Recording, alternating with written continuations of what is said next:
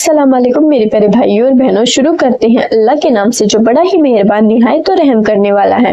Guys, जैसे कि मैंने लास्ट व्लॉग डाला था कि मैं पहले राजपूत थी। जब मैं अपनी हिंदू रिलीजन फैमिली में थी तो मेरी जो फैमिली है वो कश्यप राजपूत कास्ट से बिलोंग करती है। बट मैंने तो अपनी फैमिली को, घर को, शहर को, सबको छोड़ ही दिया है। और अब जैसे कि मैंने इस्लाम को एक्सेप्ट किया है, तो वैसे तो इस्लाम में कोई कास्टिज्म नहीं होती है, बट इस दुनिया के हिसाब से चलने के लिए किसी न किसी कास्ट में जाना ही होता है। ये जितनी भी कास्ट वगैरह बनाई हुई है, ये लोगों ने आपस में ही बनाई हुई है, क्योंकि कुरान में, हदीस में कहीं पे भी कास्ट का कोई भी ऐसा कुछ नहीं दिया हुआ है। बट जैसे कि मैंने लास्ट व्लॉग डाला था, उसमें मैंने आप सबको भी बोला था कि प्लीज कमेंट करके बताना कि मुझे अपने लिए कौन सी कास्ट चुननी चाहिए। जैसे कि मैं आगे निकाह करूंगी तो जो भी मेरे शौहर होंगे वो किस कास्ट से होंगे, तो मुझे ये सारी चीजें देख के चलना होगा। क्योंकि वही बात है कि मैं शिर्क में तो नहीं जाना चाहती। बहुत सारे ऐसे मुस्लिम हैं जो मुस्लिम होते हुए भी, एक अल्लाह पर ईमान रखते हुए भी शिर्क में चले ही जाते हैं। तो वो चीज मुझे नहीं करनी है। इसीलिए मैंने आप सबसे कमेंट्स के जरिए पूछने की कोशिश की थी कि आप सब मुझे बताएं कि मैं कौन सी कास्ट को चुनूं। मतलब कि जो भी लड़का होगा, जो भी मेरे शौहर होंगे, उनको मैं किस कास्ट से देखूं। तो जितने भी कमेंट्स आए हैं उनमें सबसे ज्यादा कमेंट्स जो आए हैं वो एक तो सुन्नी कास्ट को लेकर आए हैं और एक सिया को लेकर आए हैं। जैसे कि सिया और सुन्नी दो अलग कास्ट हैं, बट है वो मुस्लिम ही।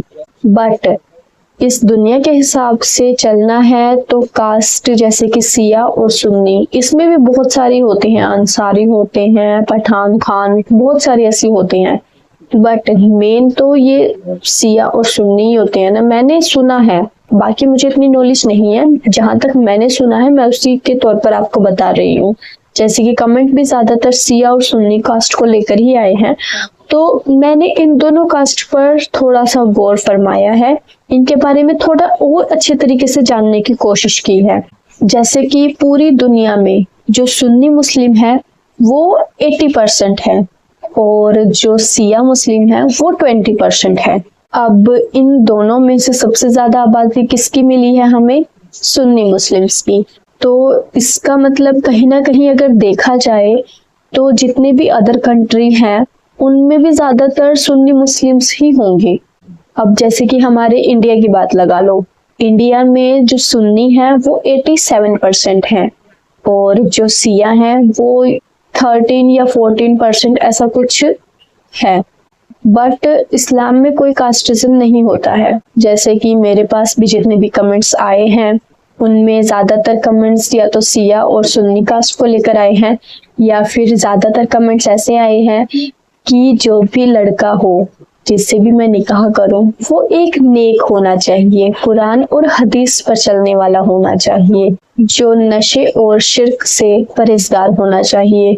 बट अगर हम कुरान की तरफ देखें तो कुरान और हदीस में सिया और सुन्नी जैसे कास्ट को लेकर अगर फर्क किया जाता है तो सबसे बड़ी जो बात है, सबसे बड़ा जो फर्क किया जाता है वो हमारे कलमे को लेकर किया जाता है।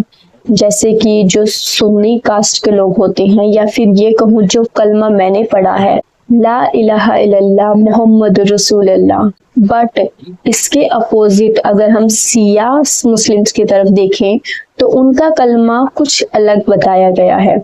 जैसे कि उनका कलमा है ला इलाहा इल्लल्लाह मोहम्मद रसूलुल्लाह अली वली अल्लाह।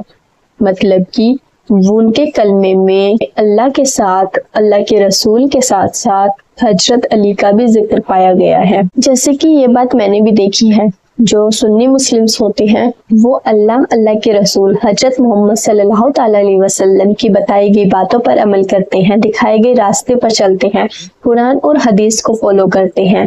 बट जो सिया मुस्लिम्स होते हैं वो अल्लाह के साथ साथ, अल्लाह के रसूल के साथ साथ हजरत अली को भी बहुत महत्व देते हैं। मैंने इनके नामों में भी अली लगते हुए देखा है। बहुत सारे ऐसे नाम सुने हैं जिनमें अली का जिक्र आता है। तो ये अच्छी बात है, कहीं ना कहीं दोनों को अपनी अपनी कास्ट के अकॉर्डिंग चलने का पूरा हक है। मुझे तो इस बारे में इतनी नॉलेज नहीं है कि सुन्नी और सिया में अगर में फर्क नजर आ सके, बट बात वही है कि जैसे कि कमेंट्स भी आया है, जो भी लड़का होना चाहिए वो एक नेक होना चाहिए, कुरान और हदीस को फॉलो करने वाला होना चाहिए, एक अच्छे ईमान वाला होना चाहिए, जो शिर्क से बचता हो, शिर्क से परहेजगार हो, और मतलब कि हर चीज में नेक होना चाहिए। बट जैसे कि सारी चीजें तो हमें परफेक्टली नहीं मिलती है ना। जैसे कि मैंने अपने 1-2 व्लॉग में बताया है कि मैंने किसी लड़के को चुन रखा है अपने लिए, अपने हमसफर को चुन रखा है। मैं मानती हूँ मैंने ये बात बोली है, बट अब जाके मुझे ये चीज पता चली है कि मुझे जिस भी लड़के से निकाह करना होगा उसके बारे में थोड़ी और जानकारी निकालनी होगी, ताकि मुझे अच्छे से पता चल सके कि हाँ वो सही है या नहीं है। एक अच्छे ईमान वाला होना चाहिए और कुरान और हदीस को फॉलो करने वाला होना चाहिए, क्योंकि मैं भी शिर्क में नहीं जाना चाहती हूँ, क्योंकि ये बहुत बड़ा फैसला होगा मेरे लिए किसी से निकाह करना।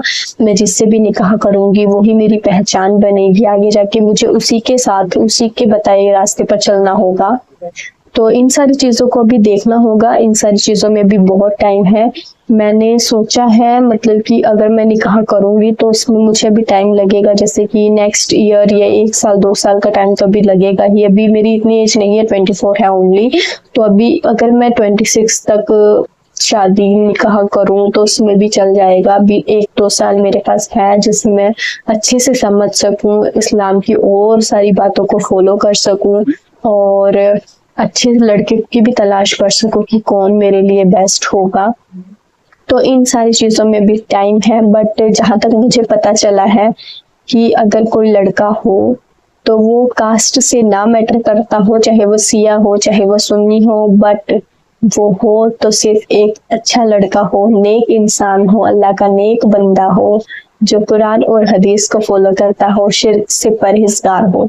इन सारी चीज़ों को देखते हैं। बाकी जैसे कुछ भी होगा निकाह को लेकर मैं आप सबको ज़रूर अपडेट करूंगी। आप सबने मुझे बहुत सपोर्ट किया है, मुझे बहुत सारे कमेंट्स किए हैं। आप सबके कमेंट्स से मुझे बहुत हिम्मत मिलती है अपनी बातों को आप सबसे शेयर करने, इसीलिए मैं आप सबसे अपनी हर बात शेयर कर लेती हूँ। इसके साथ ही मैं आज का व्लॉग एंड करती हूँ। अगर आपको अच्छा लगे तो प्लीज़ लाइक कमेंट करके ओपिनियन जरूर शेयर करना। मेरी बातें आपको कैसी लगी है, सिया और सुन्नी को लेकर जो भी मैंने बातें आपको बताई हैं उनमें कितनी सच्चाई आपको लगी है या फिर कोई कमी रही हो तो वो भी मुझे जरूर बताना। वो भी मेरे लिए नॉलेज की बात होगी कि मुझे पता चलेगा इन सारी बातों में। बाकी आप सब अपना ख्याल रखिए, खुश रहिए। अल्लाह ताला से दुआ करूंगी कि आप सब खुश रहें, आप सबकी दिलो मुरादें पूरी हों। बाय बाय, टेक केयर, अल्लाह हाफ़िज़।